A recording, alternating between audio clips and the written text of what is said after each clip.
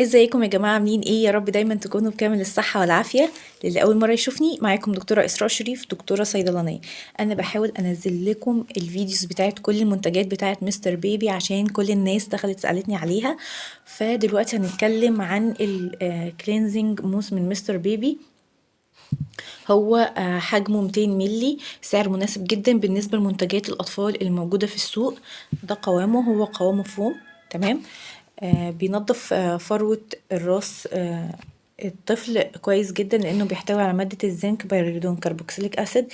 دي مادة مضادة للبكتيريا، فبالتالي بيحمي فروة راس الطفل انه يطلع فيها قشرة الشعر، ولو موجودة يتخلص منها. كمان بيحتوي على مواد مرطبة زي البنثينول والجليسرين وزيت الزيتون وزيت الكرز وزبدة الكاكاو. المواد دي بترطب فروة الراس بعمق، وبالتالي بتمنع الالتهابات والحكة، فبالتالي تمنع ظهور قشرة الشعر.